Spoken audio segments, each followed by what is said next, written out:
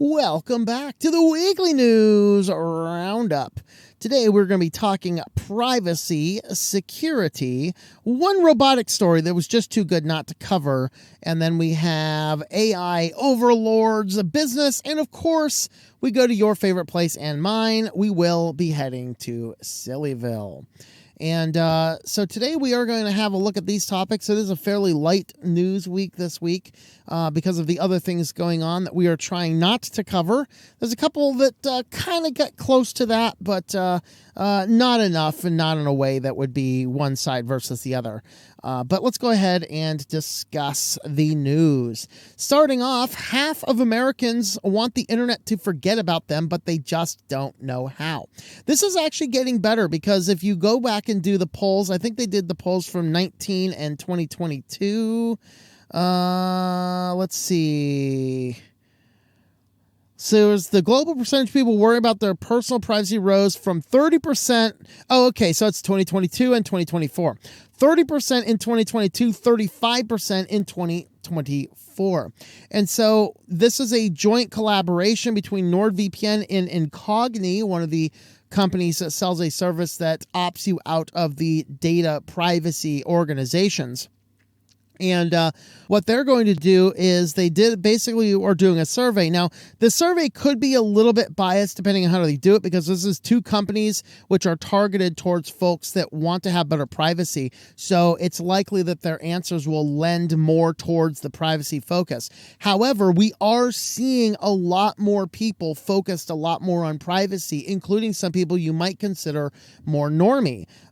We, for example, at our camp, I'm usually one that compiles all the images together. I'm like, where do you want me to put them? Do you want me to put them on Google Docs because it's easy? They're like, we'd prefer not to put the images of the kids on Google.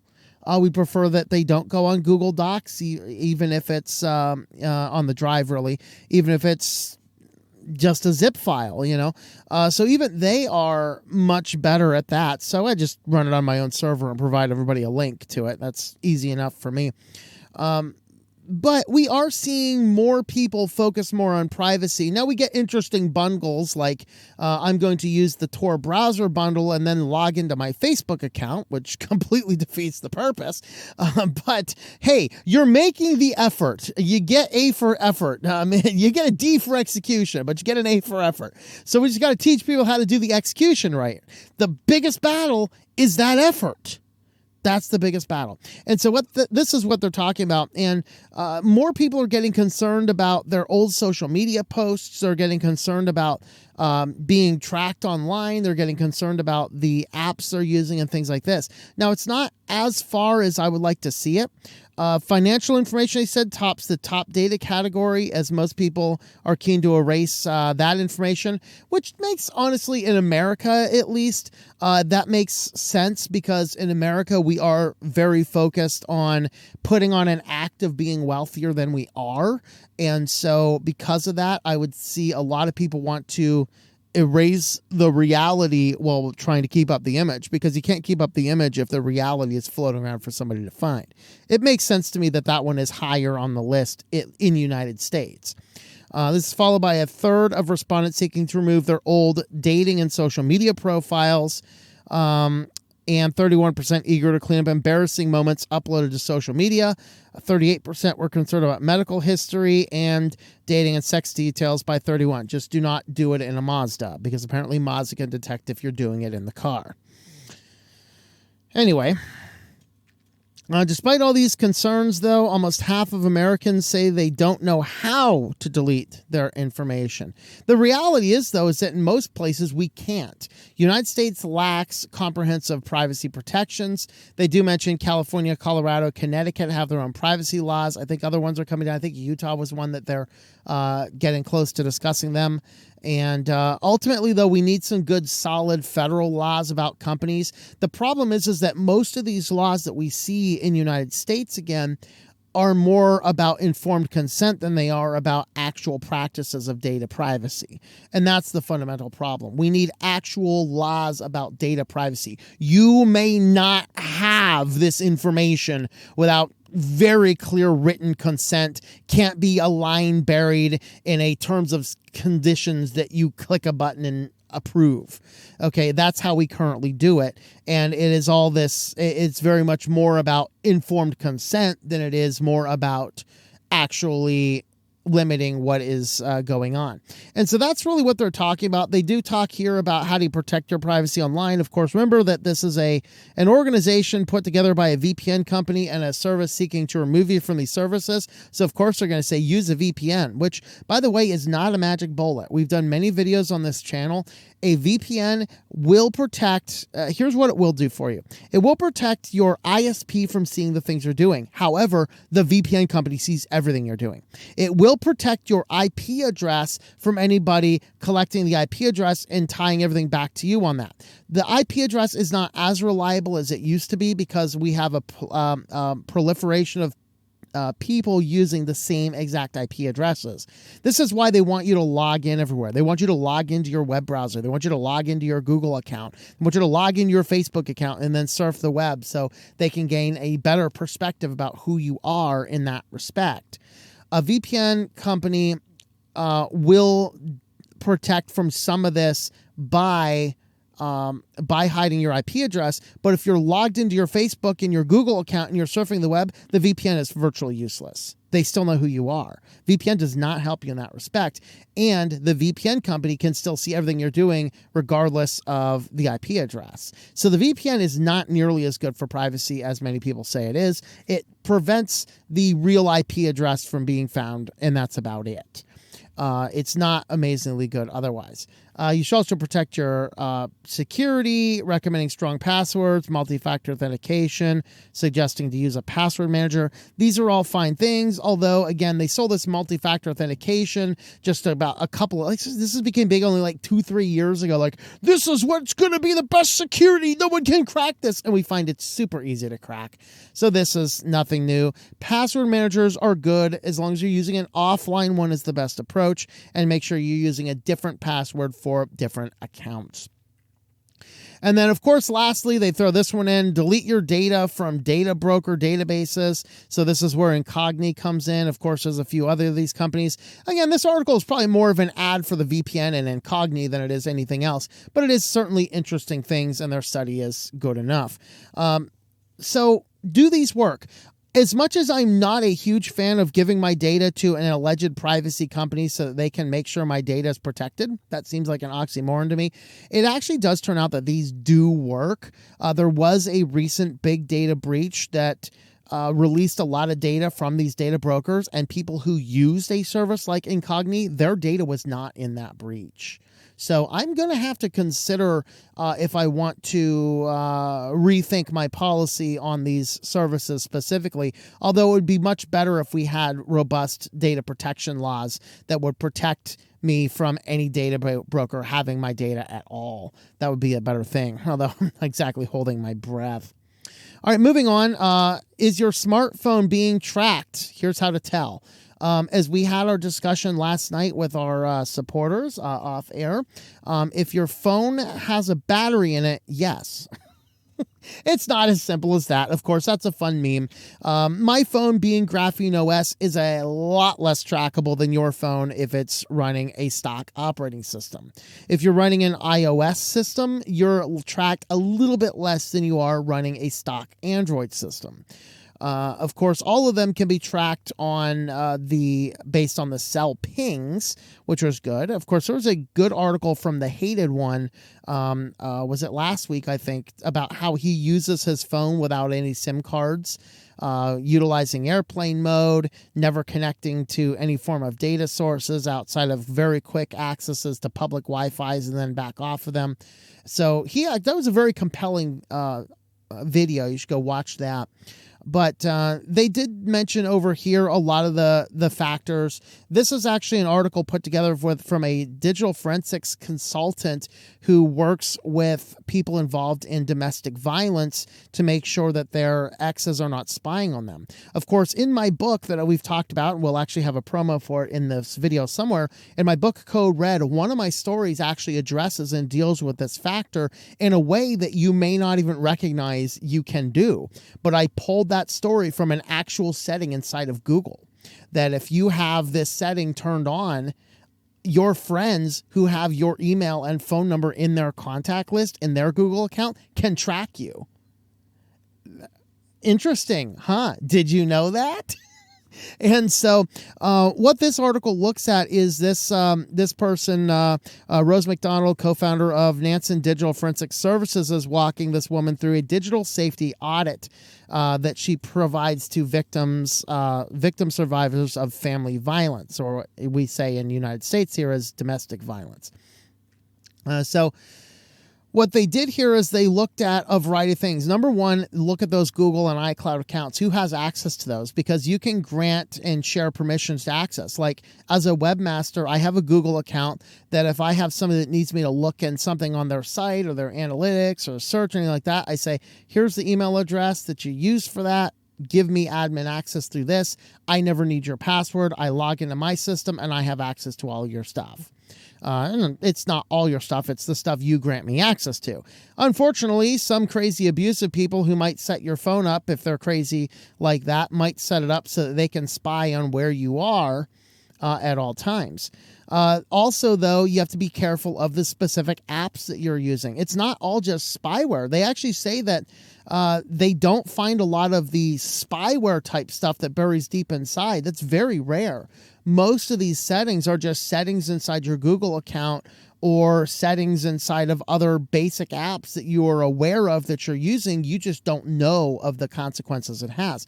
They do mention over here things like some abusive guys would give a GPS tracking bracelet to the children to track the acts, although, I don't know, it's... Here, child of the person that I'm abusing, have this GPS tracker. Are you stupid?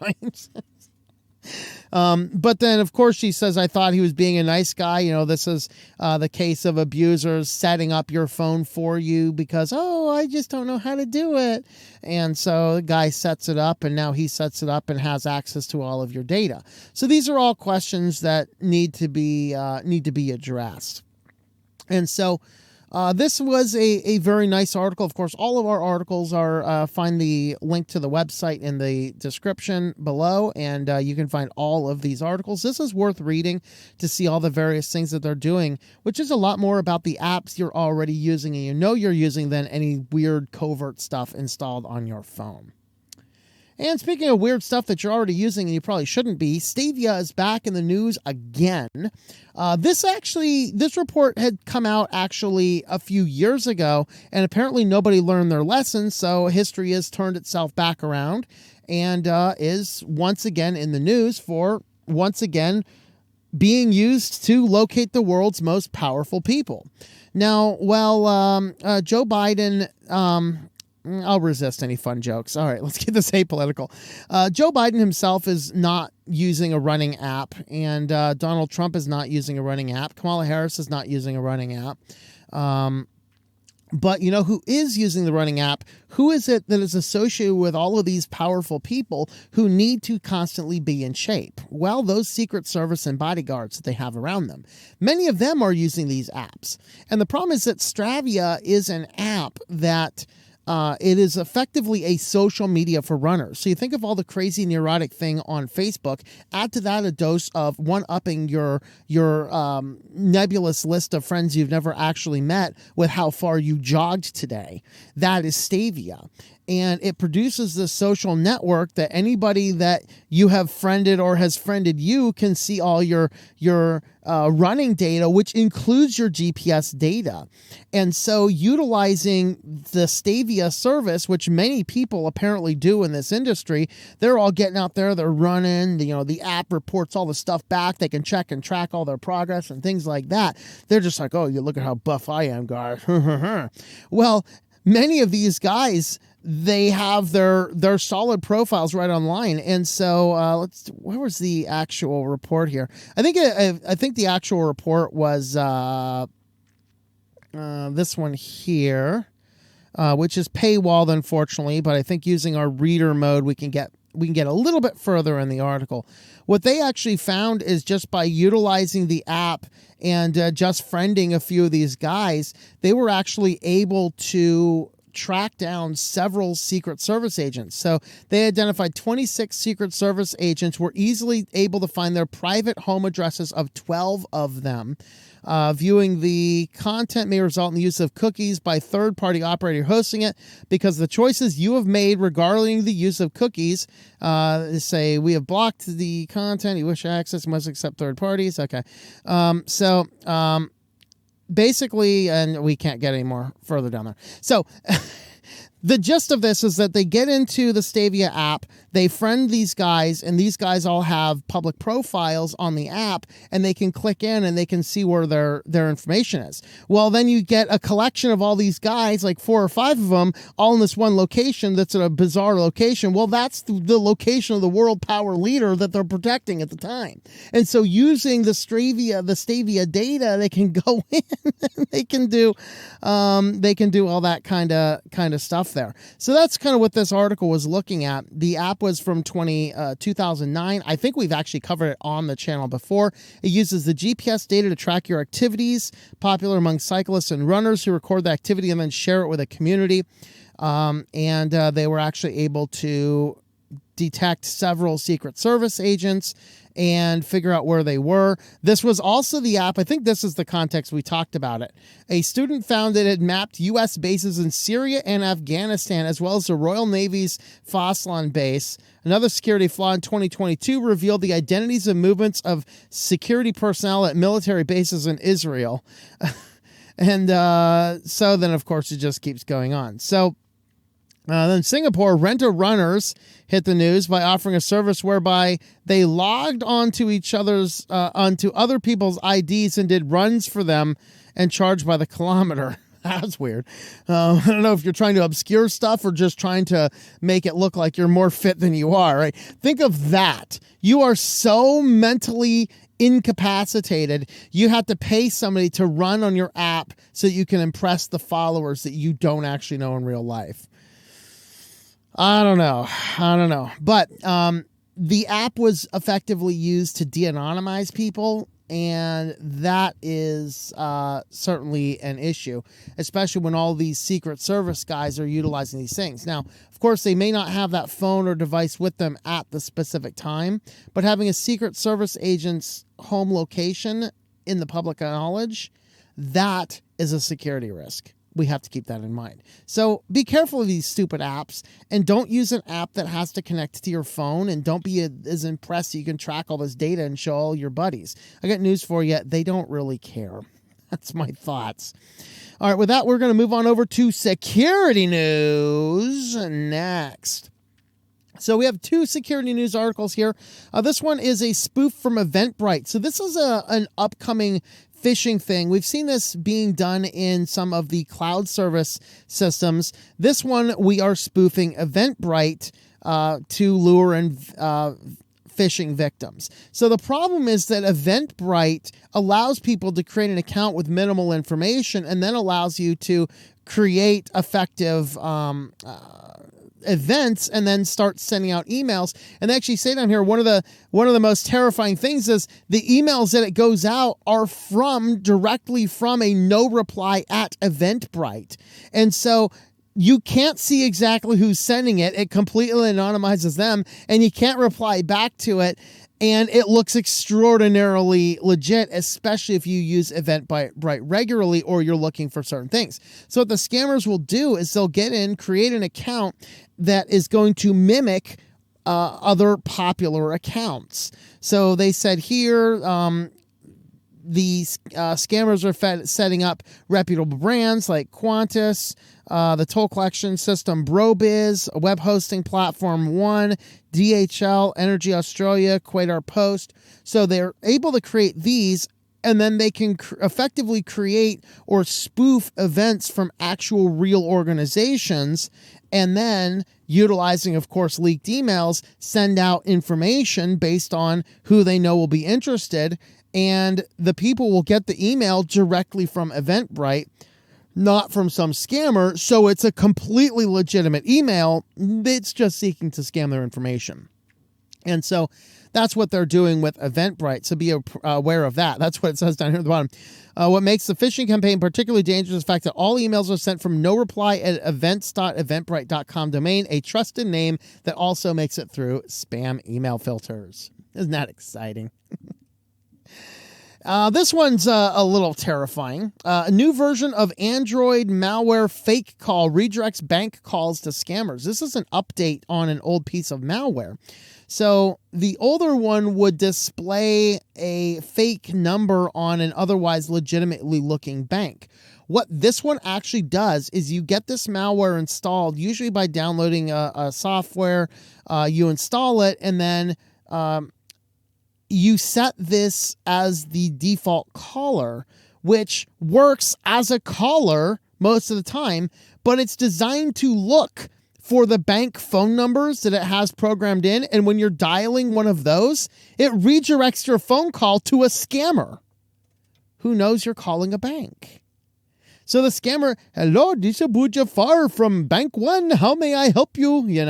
And you are legitimately think you're talking to the bank because the malicious dialer that is installed on your device has gone in here and rerouted your call from the bank that you tried to call to the scammer that rerouted your call. That is a terrifying piece of malware. So it's like, you got to make sure your bank is actually your bank when you call them. This is interesting because, if you get a call from your bank, a lot of times it is a scammer. And in fact, I recall a time when I had a credit card number stolen. It was actually a banking card number stolen, and I get a phone call. Phone calls me. Hello, this is so-and-so bank. Oh, it is. Is it? Is it? And she's like, well, there's a suspicious charge on your account. We need to verify your account information. Oh, yeah, sure you do. So I, knowing this kind of stuff, I actually said, well, you know what? You called me, so I'm not going to trust that. I'm going to hang up the phone and call the number on the back of the card. And the woman says, that's great. Thank you.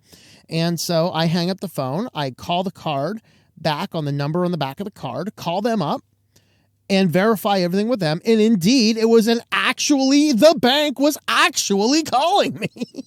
Indeed, it was legit. But I didn't know that. And you shouldn't trust that the guy calls you and says, this is from your bank.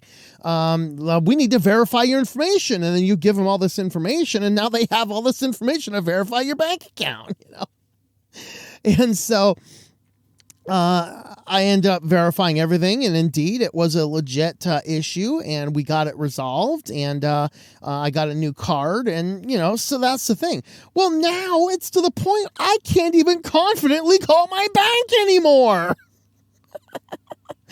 Our world is collapsing. So there you go. There's our fake dialer malware. Isn't that great? And if you want to help support the channel, we do use affiliates. Today we're highlighting A2 hosting. If you need a website and a hosting for that website, of course, if you need to build a website, I can help you with that. Get a hold of me, email me, leave me comments, things like that, whatever else, I can talk about that. But if you need a hosting for your website, look at A2 hosting, tlm.li/A2H. And you can get good hosting as little as $2.99 a month for your starting plan. I think you can lock that in for a 3-year term there. Save 76% for a 3-year term. And then after that's going to renew it at regular rates, which are still good rates in the industry. And this is good hosting. I've used it for many years. Several of my clients are still using it. And overall, we find that this is one of the best, most stable hostings you can get.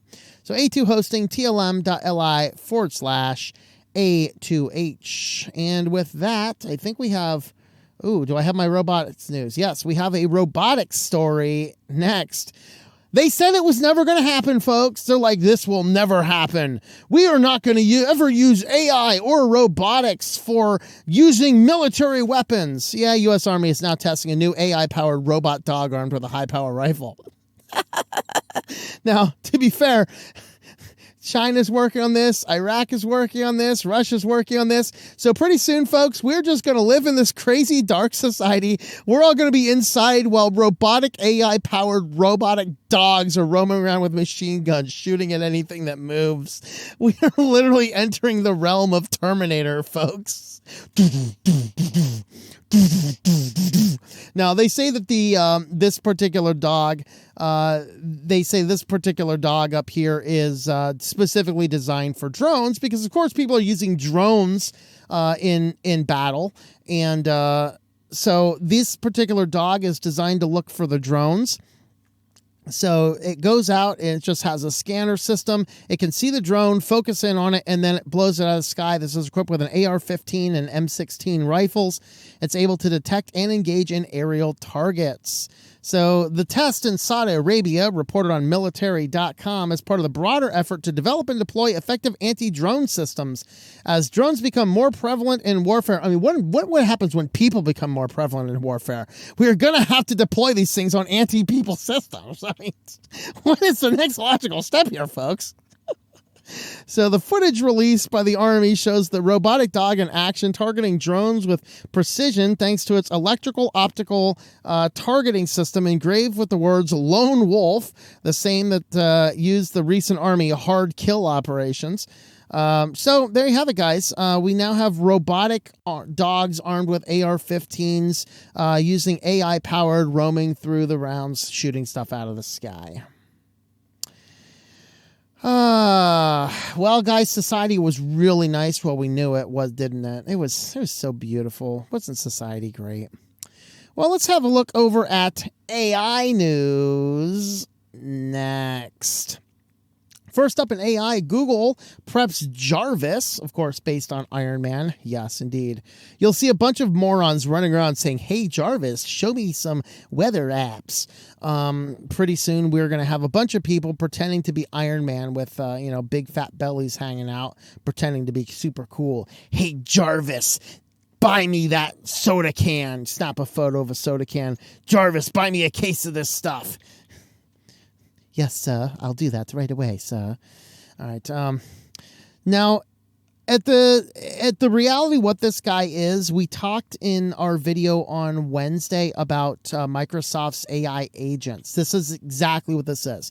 This is an AI agent for the Android phone.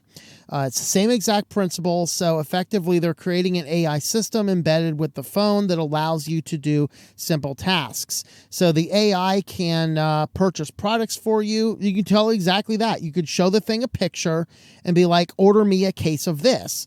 And the phone knows from its AI power, do you like to order from, do you want it ordered from the local grocery store for a delivery or pickup later? Or do you want to prefer to order it from Amazon.com? You just tell it, "Order me a case of this," and it uses whatever your general preference is to order you a case of this. So it's wanting to do the basic things. Again, very similar to what they're trying to do with the Samsung phone, utilizing the AI and the voice activation system in order to accomplish the small tasks or do what you wanted to do. Once again, using the same principle we talked about in the Windows Wednesday video looking at Microsoft AI agents, it's going to use optical character reading, what the screen and the app's open are, and your voice recognition in order to do small and simple tasks. Now, this is connected to there's Gemini. I almost said Claude, but it's like, no, Claude is Facebook. Connected through Gemini. Think about agents as intelligent systems that show reasoning, planning, and memory, able to think multiple steps ahead, work across software and systems, get something done on your behalf, and most importantly, under your supervision. So once again, just like the Microsoft one, you're sitting here now watching the screen do things for you rather than, burning the 3 calories of wiggling your thumbs and doing it yourself. Yeah. Project Jarvis, a nod to Jarvis and Iron Man, would operate in Google Chrome and is a consumer-facing rather than enterprise feature to automate everyday web-based tasks. Article doesn't specify whether this would be for mobile or desktop. It sounds like it was more mobile, the way everything worked, but you never know. So they showed off Gemini and Chrome working together to help you do a number of things: organizing, reasoning, synthesizing on your behalf. That onstage scenario was generically happening via gemini.google.com with no other UI shown off compared to the previous examples through Gemini for Android. So effectively, frequent screenshots, this is what it is. Isn't this great? Jarvis works by taking frequent screenshots of what's on their computer screen and interpreting the shots before taking actions like clicking on the button or typing a text field. Oh, so it's Microsoft Recall for your Google phone. Do you have feelings of warm joy and happiness now? Today's report says Jarvis operates relatively slowly because the model needs to think for a few seconds before taking each action. This is most likely not working on the device yet and still requires the cloud. Jarvis is said to be powered by Gemini 2.0, previewed as early as December. All right, there we are, guys. So we have a recall comes to your phone. Great. Forcefield is going to help us to detect deepfakes and digital deception by verifying data sources. So the overall, this is a startup company, and what their task is to identify what of the 90% of the content is actually AI generated. They're saying here that Europol predicts 90% of all online content will be AI generated by 2026. And then the question is, what is real content, what is AI content, and what would be malicious AI content? That's kind of the question. So looking at what the company is seeking to do is utilizing APIs to produce a chain of custody. So the chain of custody, of course, they're looking at Hashmark. Forcefield's first product, called Hashmark, verifies content submissions and labels it as authentic, replete with a badge of authenticity. Rather than using tangential techniques such as adversarial AI, fighting AI with AI, or watermarking, Forcefield's technology establishes a chain of custody to establish provenance by figuring out whether a specific piece of content has been altered. Does so by looking at the metadata from the data streams and connected devices. What we're talking about here is blockchain technology through Forcefield founder, CEO MC Spano, pictured above, stresses that this isn't a Web3 startup. I don't see anybody pictured above. Anyway. I see this as this is going to result in either total uselessness or total totalitarianism, whatever that word is. Never mind. It's going to lead to a totalitarian society. There you go. I'll just say it that way. So here's the challenge with this. Number one, it wants to create an API and a chain of custody. So the only way to verify this is to be using their own product. This is kind of like ID.me is going to prove who you are by you giving it a copy of your own ID. They want to verify everything. They want to do background checks. They want to do all this kind of stuff and then verify the system. So now if you're involved in the content business that you want to genuinely prove is not AI generated, now you are forced to use this service. That's one negative consequence of this. But there is another. The other major negative consequence is this is the type of system which can be rife with abuse to determine this is the authoritarian source that says this is genuine, this is not. So who is to say what is genuine and what is not? Is there any form of politics, or will it 100% purely be based on scientific code, which we know is not a common thing in our current era, where anything and everything can be manipulated, true or not, can be manipulated into ways which are beneficial for other people in other respects. And that really is the ultimate issue that we have to keep in mind.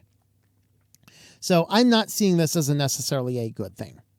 And on to our last one in AI. Hospitals use a transcription tool powered by an error-prone OpenAI model. Yes, they are using OpenAI's Whisper to translate medical records. Unfortunately, many entire passages are completely hallucinated.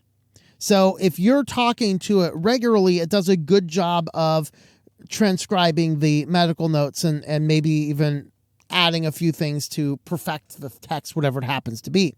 But what they found is if you are frequently paused to think or paused to look into something, the AI, like a human, gets uncomfortable in silence and just starts making crap up. The problem is that they trained these things on a ton of YouTube videos, unfortunately, probably some of mine. And so sometimes during periods of silence, the AI would add into your medical transcript, "Thank you for watching."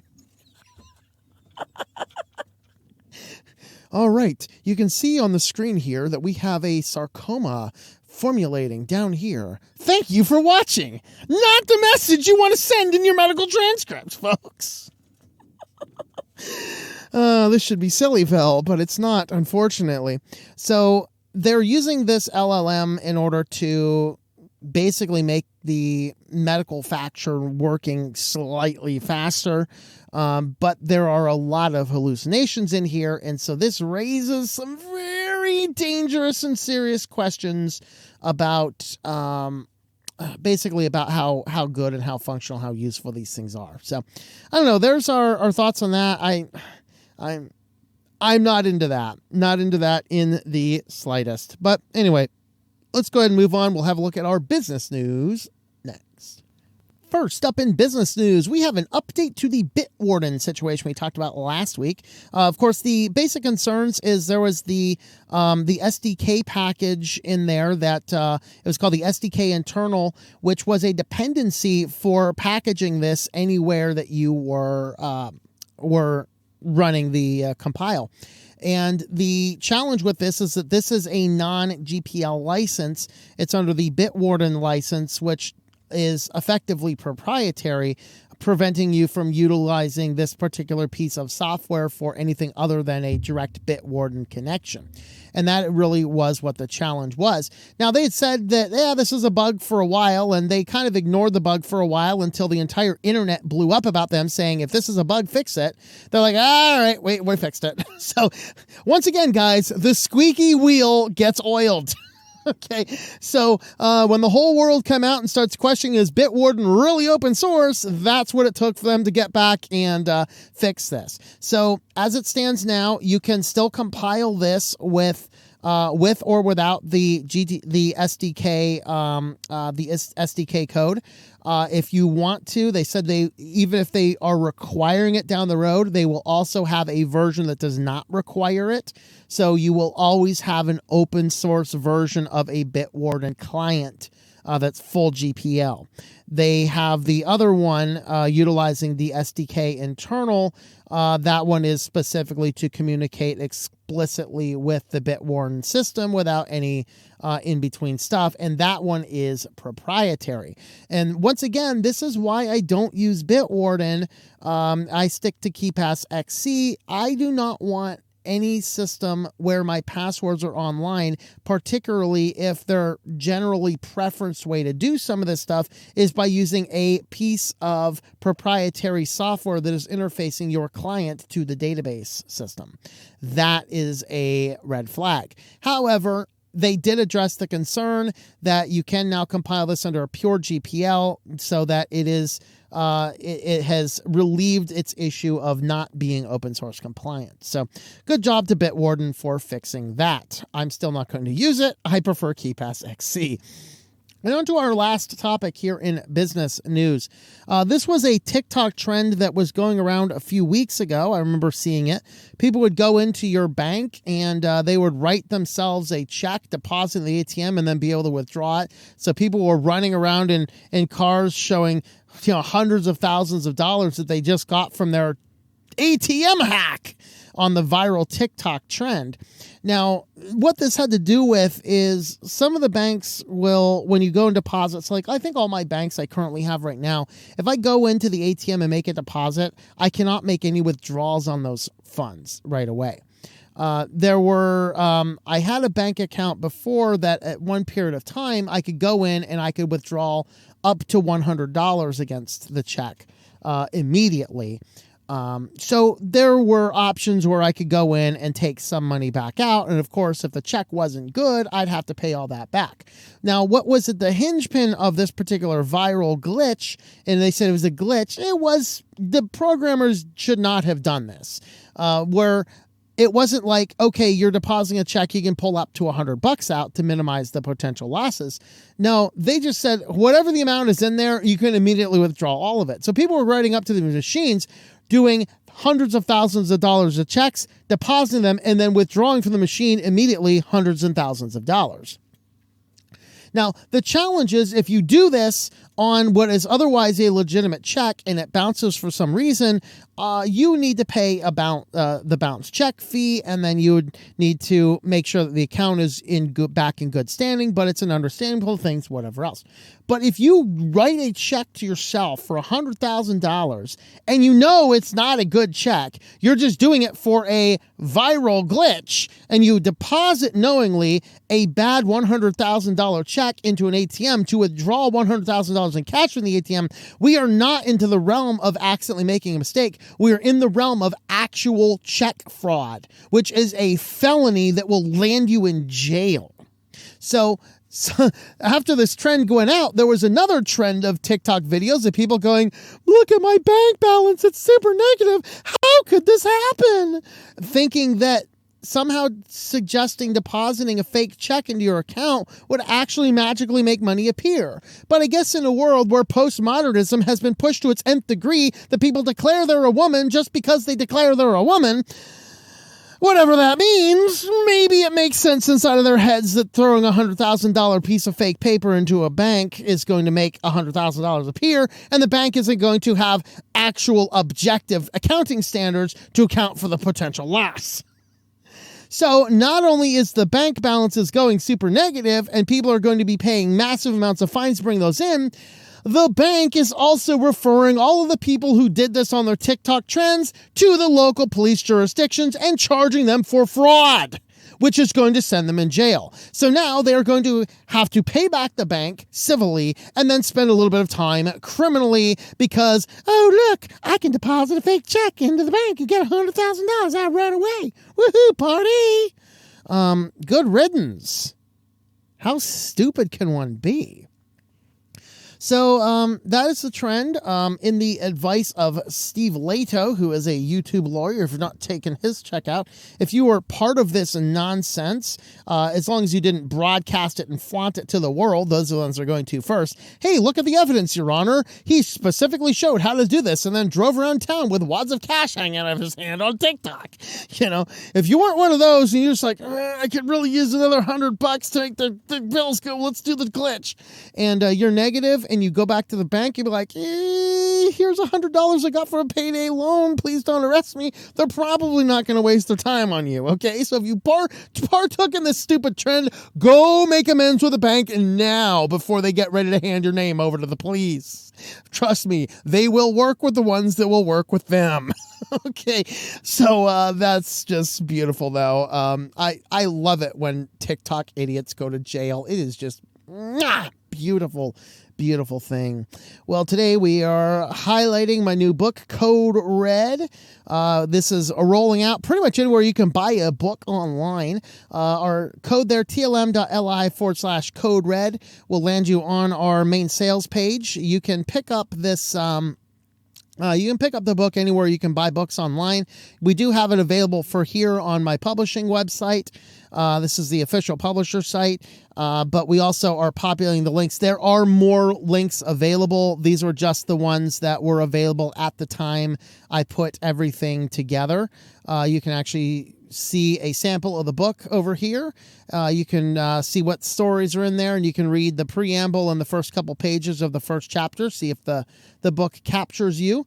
tlm.li/code red, or you can just look for Code Red, written by Thomas Murawski, anywhere you can find a book online. We have softcover, ebook, and audiobook editions are available. If you have a Spotify account, I believe it is available on Spotify under the listen to it for free plan. It is ad supported. I think you can do it over there as well. If you do that, let me know. Send me a confirmation for sure, but I'm pretty sure you can do that. And with that, folks, let's move on over to your favorite place and mine. Let's head to SillyVille to wrap this up. And so we are first up. Apple put the Magic Mouse charging port on the bottom again. Talk about bad design. Apple is getting stupid. Remember when Apple was like known for its beautiful aesthetic design? Then they come up with this thing. Of course, they also had like the charging pen that you plugged into the side of the computer, and it just looked like it's sticking out, It's a horrible thing. I mean, talk about something that you could easily snap. Well, they're doing a similar thing. The Magic Mouse, the charging port is still on the very bottom of it, so you got to click down here, stick it in here. You can't use the mouse while it's charging. It's just kind of sitting here. So Apple, once again, is up to it. Now, I didn't actually include it here. It's not in the article. Of course, this is a $100 Magic Mouse. I didn't include it, though, in this, but also they're being mocked for other beautiful design choices. They just released, for the first time, they updated the Mac Mini. The power button is on the bottom. You actually have to lift the device up off the desk every time you want to turn it on or off.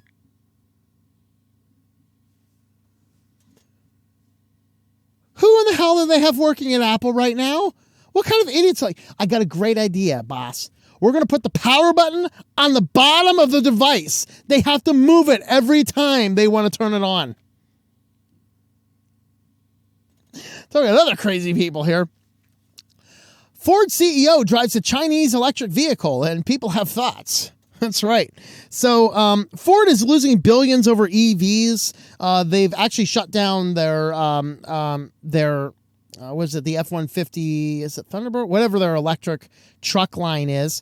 They're not particularly good. But in a podcast, the CEO of Ford actually says over here that he had one of the Xiaomi SU7 EVs flown into him from Shanghai into Chicago. He's been driving it for 6 months, and he does not want to give it up.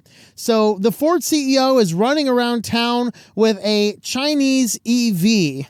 Of course, as the article said, the people monitoring the CEO's activity in the car, they don't want him to give up the car either. So this guy says, do you really think that Ford CEO Jim Farley represents his company by driving a Ford each day? He drives a Chinese-made Xiaomi Speed Ultra 7, a company which plans to be a fierce competitor against Ford. Conflict of interest much? Don't buy a Ford, y'all. The CEO isn't. Enter, of course, your favorite Ford memes here, and there are some glorious ones down below. He's been driving this EV for 6 months. Ford flew in from China so he could live with it every day. He says, I don't want to give it up. So Ford, so bad, not even our CEO will drive one. Compared to his crappy lineup, it's probably not bad. It's about learning about the most advanced EVs. He does not need to go that far. Tesla's the top of the game. It's about promoting Xiaomi. Then he can say so. Maybe you want Americans to drive Ford cars made in America? CCP handlers viewing all the data from the car don't want him to give it up either. He'd rather drive that than his own Mach-E. So there you have it, guys. There you have it. And of course, finally, the Russian court fines Google $20 decillion. For you crazy chemists out there, this is more than Avogadro's number of dollars. In fact, significantly more. I want to say this is something, I didn't do the actual calculation. I want to say this is something in the neighborhood of 20,000 moles of dollars. I think there's like 30 or 30 some zeros in there, 34 maybe. This has to do with Google. Of course, when the sanctions started in, they took down some of Russia's channels off of YouTube, and Russia says that violates our law. You got to put them back. YouTube's like, nope, we're not going to put them back, and they're like, fine, whatever. And they started racking up fines every single day. Finally, the court calls into question, and basically, it was 1,000 rubles, which is $1,025 per day. Total fine doubling every week. And now with the fine being doubled in, now Russia declares that Google owes Russia $20 decillion, which is significant amounts more than all of the money on Earth. So this is Russia's final game plan to inherit all of the money on the Earth, is to just siphon it all out of Google. So good luck collecting on that one. Very fascinating. I'll be curious to see if they pay anything at all. Now, if you want to help support the channel, we do have a Patreon page, patreon.com/TOMM. You can jump on over there. That'll help support all my different channels. You can actually pick up your co-read book over here as well. Ebook and audiobook are over there anyway. And we do have our latest short story posted over there about a real-life concept where they're actually, for some psychotic reason or psychopathic reason probably, trying to figure out how to implant memories into people. Very fascinating. So we can pick up that on all of our supporter networks, including Patreon, patreon.com/TOMM. With that, thank you for watching, and I hope that you enjoy switching to Linux.